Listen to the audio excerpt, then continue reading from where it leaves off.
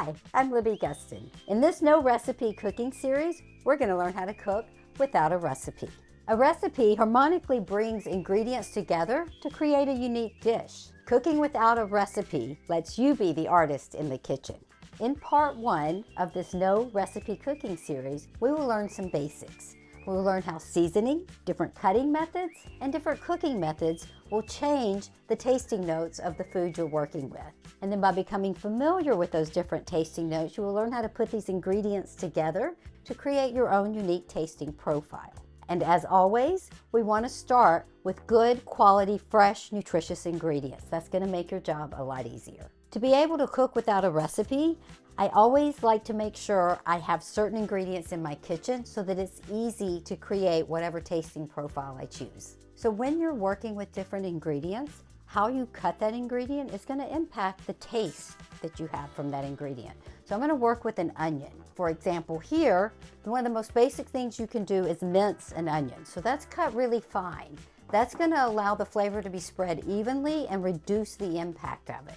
If I want a little bit stronger flavor, I'm going to dice my onions. And by dicing them, it's going to be a little bit more crunchy, a little bit more of a burst of the flavor that you get. Or I can go even bolder and slice my onions into what we call little strips. And if you want a really strong taste, go with a sliced onion. So again, we're going to work with an onion, and we're going to look at different cooking methods and how they change the taste of that onion. So let's start with the most basic, is sweating an onion. And so in this case, you're going to dice your onions. You're going to cook it on low heat with moisture and just a little bit of oil. And you get the moisture by putting a lid on it while it cooks. And so you still have a little bit of crunch, and you still have a nice strong flavor of the onion. Or we can soften it a little more, and we can saute the onion. And when we saute the onion, we're going to cook it with quite a bit of oil on a high heat and just slightly starting to brown. To saute an onion, you're going to use more oil, and you're going to slightly brown it, but not very much, so you still have a little bit of crisp, but it softens the flavor. If I want to sweeten the onion, I'm going to caramelize it. So you're cooking it very slow and very low until it browns and it becomes very sweet, so it completely changes the flavor of the onion. Or I can go and work with cooking it with lime juice and water. So it's kind of pickling your onion so it's crunchy, but it takes away the pungency of the onion. So as you start working with different ingredients, you want to become familiar with their unique tasting notes. Tasting notes are like a color wheel for a chef. So for example, ginger has a citrusy, invigorating, kind of spicy taste to it. So knowing that's going to help me know how to work with those flavors to create my dish. Garlic, for example, is pungent, earth-like, has kind of a caramel-like tone to it. Or black garlic, which is fermented, is very sweet, kind of similar to the caramelized onion.